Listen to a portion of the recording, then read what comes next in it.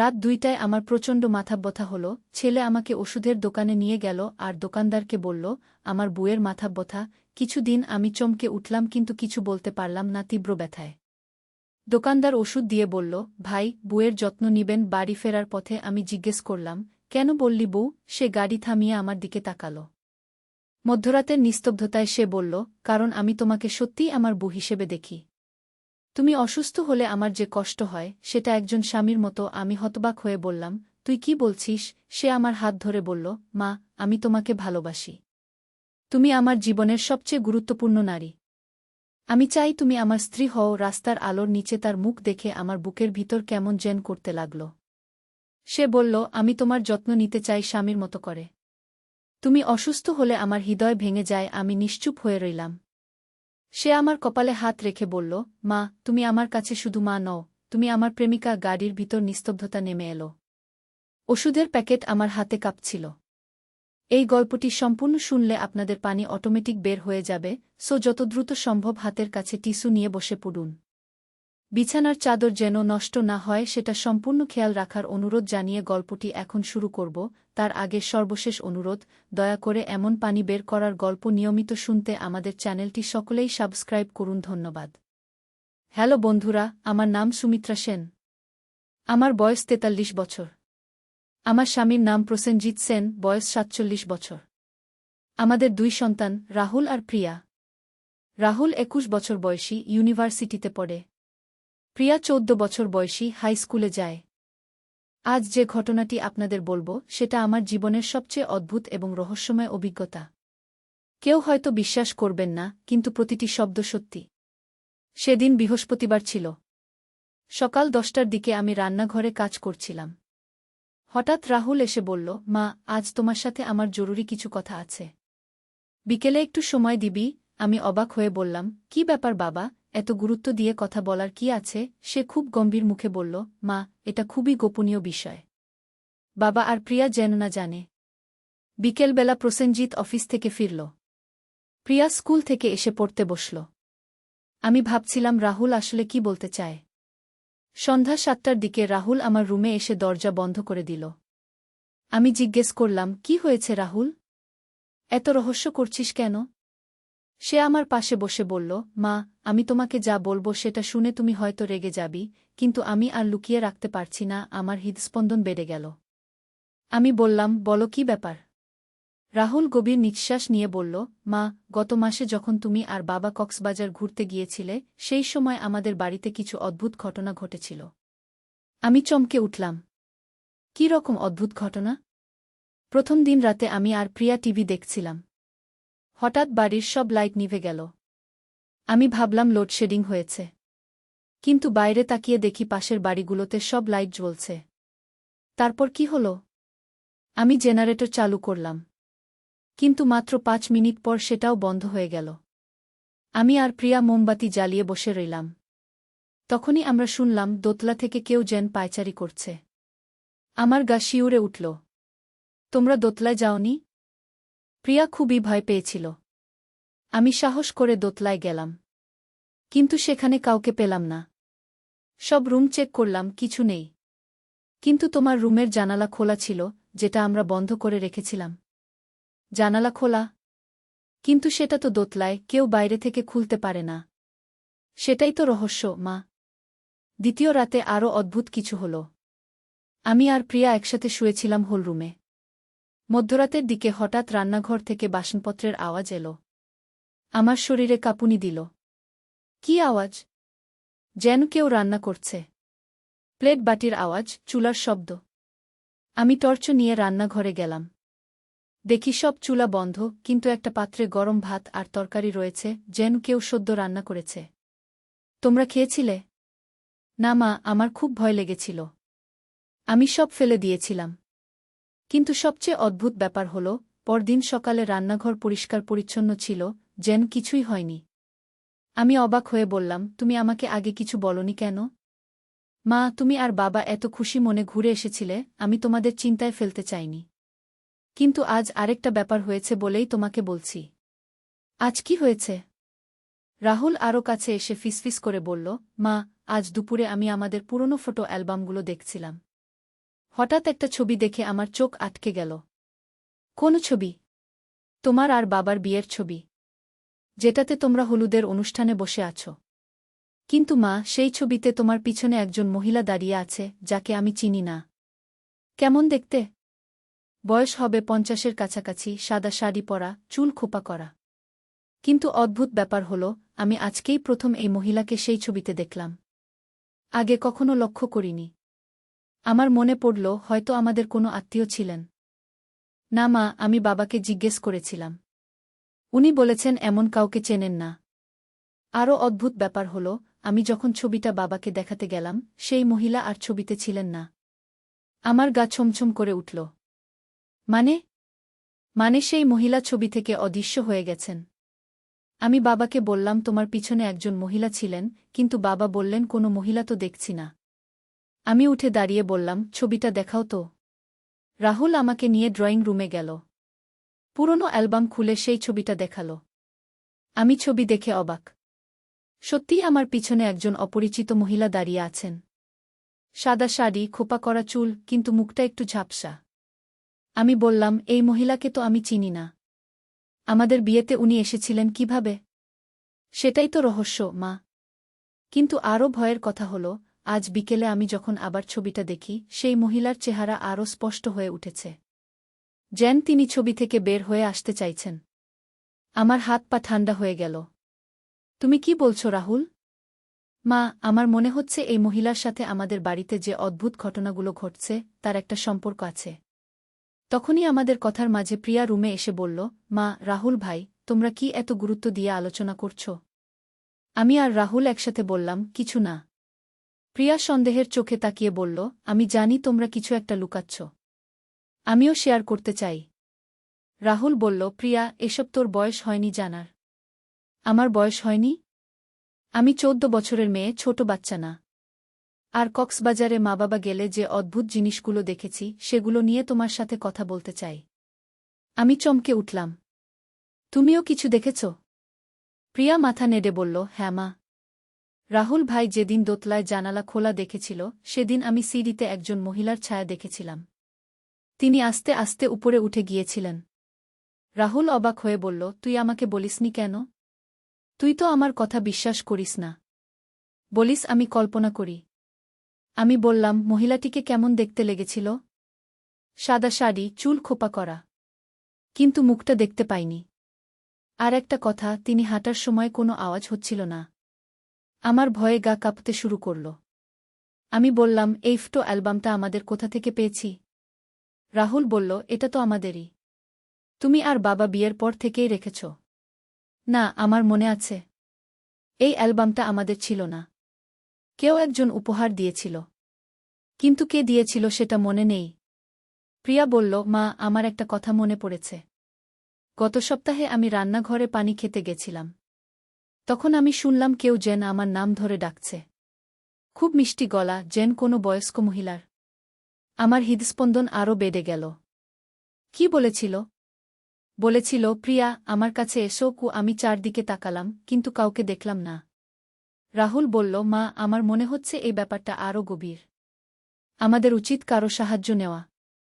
আমি বললাম, কার সাহায্য? আমার এক বন্ধুর বাবা আছেন, উনি এসব অতিপ্রাকৃত ব্যাপারে বিশেষজ্ঞ। তার কাছে গেলে হয়তো কিছু সমাধান পাওয়া যেতে পারে। তখনই প্রসেনজিৎ বাইরে থেকে ডাকল, সুমিত্রা, খাবার তৈরি হয়েছে?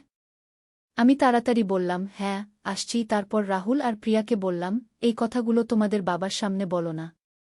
উনি চিন্তায় পড়ে যাবেন। আমরা তিনজনে খেতে বসলাম। কিন্তু খাওয়ার সময় আমার মন খারাপ ছিল। বারবার মনে হচ্ছিল সেই অপরিচিত মহিলার কথা। কে তিনি? কেন আমাদের বাড়িতে এসেছেন? তার কি চান? রাতে শুতে যাওয়ার সময় প্রসেনজিৎ বলল, আজ তোমাকে কেমন যেন অন্যমনস্ক লাগছে। কোনো সমস্যা? আমি বললাম, না, কিছু না। একটু মাথা ব্যথা করছে। ওষুধ খেয়ে নাও। আমি ওষুধ খেয়ে শুয়ে পড়লাম। কিন্তু ঘুম আসছিল না। বারবার সেই ছবির কথা মনে হচ্ছিল। মধ্যরাতের দিকে হঠাৎ আমার ঘুম ভেঙে গেল একটা আওয়াজে। কেউ যেন আস্তে আস্তে আমাদের রুমের দরজায় নক করছে। আমি কান পেতে শুনলাম। হ্যাঁ, পরিষ্কার নকের আওয়াজ। আমি প্রসেনজিৎকে ডাকলাম, কিন্তু উনি গভীর ঘুমে। আমি উঠে দরজার কাছে গেলাম। জিজ্ঞেস করলাম, কে? কোনো উত্তর নেই। কিন্তু নকানো থামল না। আমি আস্তে করে দরজা খুললাম। বাইরে কেউ নেই। কিন্তু সিঁড়ির দিকে তাকিয়ে দেখি একটা সাদা ছায়া উপরে উঠে যাচ্ছে। আমার সাহস হল না সিঁড়িতে যেতে। আমি দরজা বন্ধ করে বিছানায় ফিরে এলাম। কিন্তু সারারাত আর ঘুম হল না। পরদিন সকালে রাহুল আর প্রিয়ার সাথে কথা বললাম। তারাও বলেছে রাতে অদ্ভুত আওয়াজ শুনেছে। রাহুল বলল, মা, আর দেরি করা ঠিক হবে না। আমার বন্ধুর বাবার সাথে কথা বলি। আমি রাজি হয়ে গেলাম। দুপুরে রাহুলের বন্ধু রবিন এসে আমাদের বাড়ি দেখে গেল। সে তার বাবাকে ফোন করে সব বর্ণনা দিল। রবিনের বাবা নিহারঞ্জন বাবু সন্ধেবেলা আমাদের বাড়িতে এলেন। তিনি একজন অভিজ্ঞ গবেষক, যিনি অতিপ্রাকৃত বিষয় নিয়ে কাজ করেন। উনি ছবিটা দেখে বললেন, এই মহিলা এই বাড়িতে থাকেন। তিনি চান যে তার উপস্থিতি টের পাওয়া হোক। আমি জিজ্ঞেস করলাম, কে তিনি? এটা জানতে হলে আমাকে আরও কিছু তথ্য দিতে হবে। এই বাড়ি আপনারা কত বছর ধরে ভাড়া নিয়ে আছেন? আমরা ভাড়া নিইনি, এটা আমাদের নিজেদের বাড়ি। 10 বছর আগে কিনেছি। আগে এখানে কে থাকত? এক বৃদ্ধ দম্পতি থাকতেন। তারা বিদেশে ছেলের কাছে চলে গেছেন। নিহারঞ্জন বাবু একটু চিন্তা করে বললেন, আমার মনে হচ্ছে এই মহিলার সাথে এই বাড়ির পুরনো কোনো সম্পর্ক আছে। হয়তো তিনি এখানে থাকতেন, অথবা এই বাড়িতে তার কোনো প্রিয় স্মৃতি আছে। প্রিয়া জিজ্ঞেস করল, তিনি কি আমাদের কোনো ক্ষতি করবেন? না, আমার মনে হয় না। তার উপস্থিতি থেকে বোঝা যাচ্ছে তিনি কোনো খারাপ উদ্দেশ্যে নেই। হয়তো তার কোনো অসমাপ্ত কাজ আছে। রাহুল বলল, আমাদের কি করা উচিত? প্রথমে আমাদের জানতে হবে তিনি কে।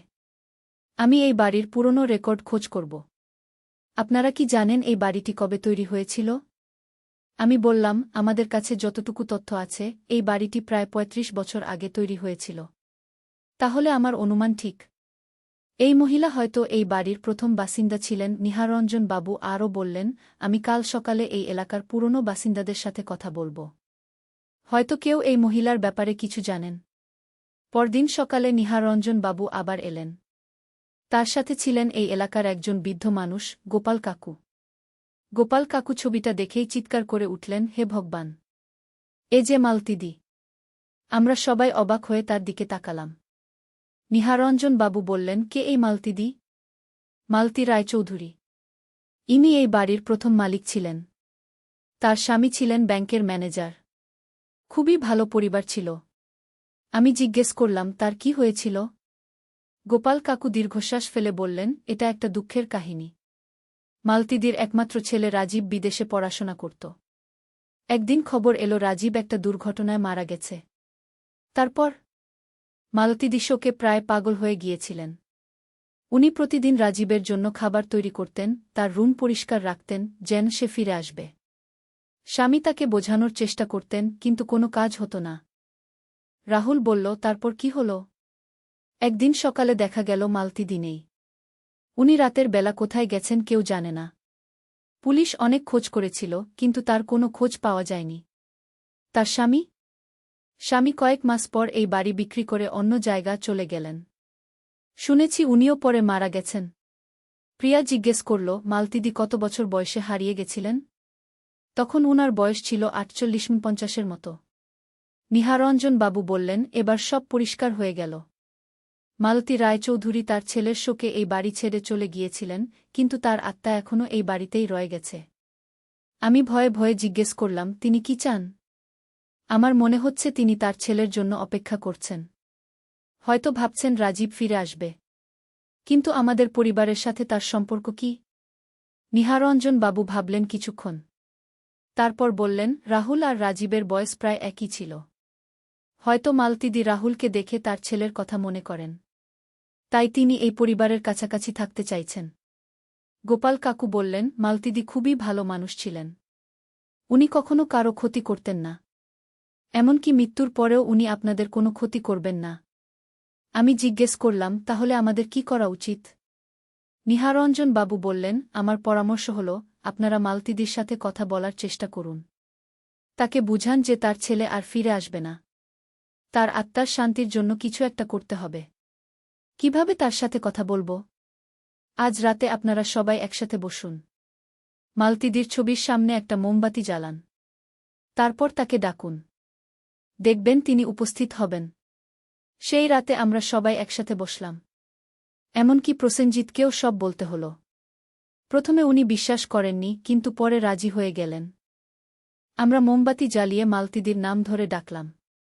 প্রায় 10 মিনিট পর হঠাৎ ঘরের তাপমাত্রা কমে গেল। মোমবাতির আলো ম্লান হয়ে এল। তারপরই আমরা দেখলাম ঘরের এক কোণে একজন মহিলা দাঁড়িয়ে আছেন।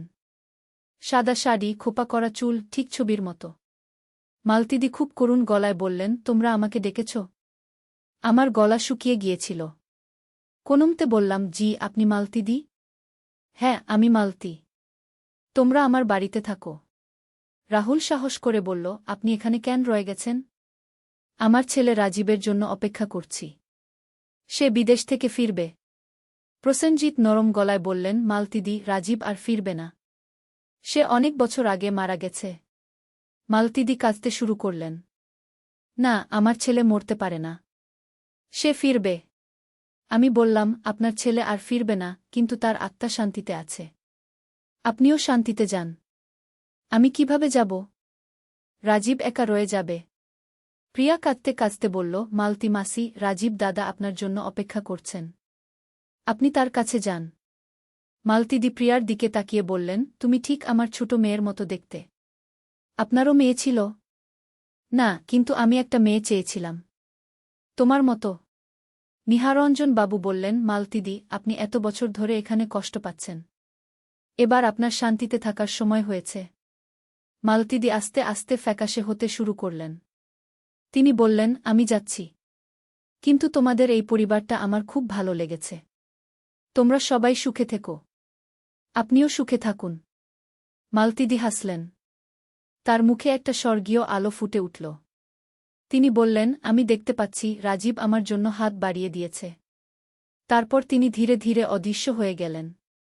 ঘরের তাপমাত্রা স্বাভাবিক হয়ে গেল। মোমবাতির আলো আবার উজ্জ্বল হয়ে উঠল। আমরা সবাই অভিভূত হয়ে বসে রইলাম। কেউ কথা বলতে পারছিলাম না। পরদিন সকালে আমি দেখলাম ফটো অ্যালবামের সেই ছবি থেকে মালতীদি অদৃশ্য হয়ে গেছেন।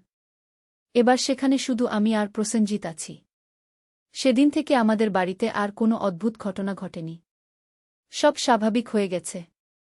কিন্তু মাঝে মাঝে আমার মনে হয় মালতীদি আমাদের উপর নজর রাখেন। যখন আমরা কোনো বিপদে পড়ি, কোথাও থেকে সাহায্য চলে আসে। গত সপ্তাহে প্রিয়া অসুস্থ হয়ে পড়েছিল। সারারাত জ্বর ছিল। সকালে দেখি তার বালিশের পাশে একটা তুলসী পাতা রাখা। কিন্তু আমাদের বাড়িতে তুলসী গাছ নেই। রাহুল এখন 4র্থ বর্ষে পড়ছে। সে বলে মাঝে মাঝে পরীক্ষার সময় তার মনে হয় কেউ তাকে সাহায্য করছে। আমি এখনও মাঝে মাঝে রান্নাঘরে কাজ করার সময় মনে করি কেউ আমার পাশে আছে। কিন্তু ভয় লাগে না, বরং একটা নিরাপত্তার অনুভব হয়।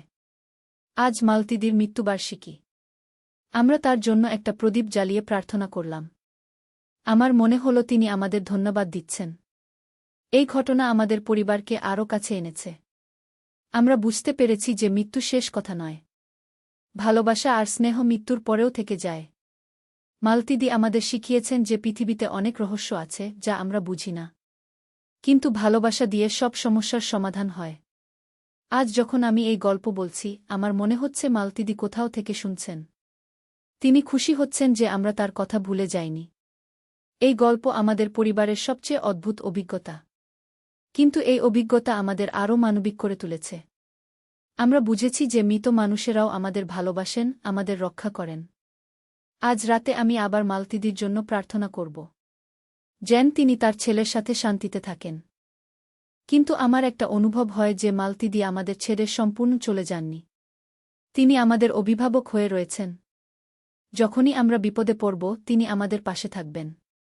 এই গল্পের শেষে আমি সবাইকে বলতে চাই, আমাদের চারপাশে অনেক রহস্য আছে। সবকিছু বিজ্ঞান দিয়ে ব্যাখ্যা করা যায় না। কিন্তু ভালোবাসা আর বিশ্বাস দিয়ে আমরা সব সমস্যার সমাধান করতে পারি।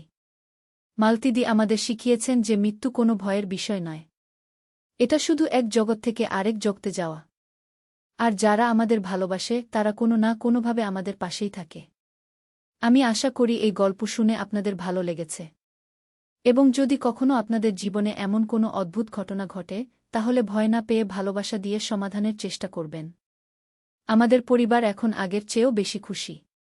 কারণ আমরা জানি মালতীদি আমাদের উপর নজর রাখছেন। তিনি আমাদের একটা অদৃশ্য সুরক্ষা দিয়ে রেখেছেন। রাহুল এখন তার পড়াশোনায় আরও মনোযোগী হয়েছে। সে বলে মাঝে মাঝে মনে হয় কেউ তাকে উৎসাহ দিচ্ছে। প্রিয়াও আগের চেয়ে বেশি আত্মবিশ্বাসী হয়েছে। সে আর ভূতের ভয় পায় না। বরং সে বলে মালতীদি তার বন্ধু। প্রসেনজিৎ এই ঘটনার পর আরও বেশি পারিবারিক হয়ে উঠেছেন। তিনি বুঝেছেন যে পরিবার সবচেয়ে গুরুত্বপূর্ণ। আর আমি এখন আরও বেশি কৃতজ্ঞ। কৃতজ্ঞ আমার পরিবারের জন্য, আমার সুখের জন্য এবং মালতীদির মতো একজন অভিভাবকের জন্য। এই গল্পের মাধ্যমে আমি বুঝেছি যে জীবনে ভালো আর মন্দ দুটোই আছে। কিন্তু ভালোবাসা দিয়ে সব মন্দকে জয় করা যায়। মালতীদি আমাদের শিখিয়েছেন যে সত্যিকারের ভালোবাসা কখনো শেষ হয় না। এটা প্রজন্ম থেকে প্রজন্মে চলে যায়। আজ আমি এই গল্প শেষ করছি এই প্রার্থনা দিয়ে যে মালতীদি যেন সবসময় শান্তিতে থাকেন এবং তার আত্মা যেন চিরমুক্ত হয়। আর আমরা যেন সবসময় মনে রাখি যে আমাদের চারপাশে অনেক অদৃশ্য শক্তি আছে যারা আমাদের ভালোবাসে আর রক্ষা করে। আমাদের শুধু বিশ্বাস রাখতে হবে এবং ভালোবাসা দিতে হবে। এই ছিল আমাদের পরিবারের অদ্ভুত কিন্তু সুন্দর অভিজ্ঞতার গল্প। আশা করি আপনাদের ভালো লেগেছে।